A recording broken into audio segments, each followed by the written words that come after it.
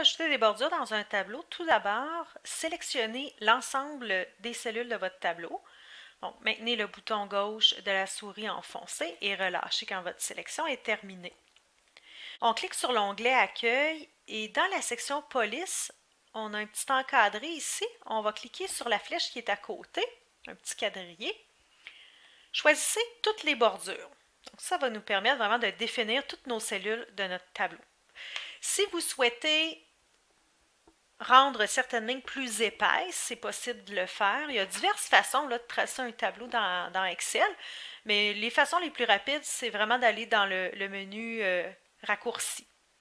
Alors, toujours appuyer sur la flèche pour avoir les choix des lignes. Alors, vous pouvez choisir une bordure extérieure épaisse, par exemple, pour délimiter l'entête. Vous pouvez même faire la même chose si vous le souhaitez avec la partie du bas et réappuyer encore une fois sur bordure épaisse.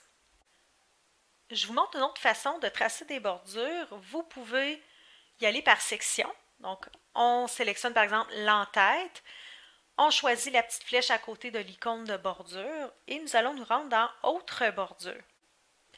De cette façon-là, on a toutes les bordures ici qui sont présentées. Également, vous avez un choix de couleurs. Si par exemple, vous voulez y aller vraiment à la main, choisir des traits fins pour les parties internes. Et si vous choisissez, par exemple, la bordure un peu plus épaisse pour vos contours, ça veut dire toute la section que vous avez sélectionnée, c'est ce qui est justement représenté ici. Alors, je vais choisir même une couleur. Vous allez voir ce que ça va faire quand je vais avoir sélectionné le contour un peu plus foncé et en couleur. Quand vous avez terminé là, votre sélection, vous pouvez faire OK. Je vais cliquer à côté. Vous allez voir, donc, c'est vraiment ici toute la partie que j'ai sélectionnée qui était mon modèle dans la fenêtre que j'ai ouverte. Vous pouvez faire la même chose aussi avec la section, par exemple, de la plage de données. On va aller choisir, encore une fois, Autre bordure.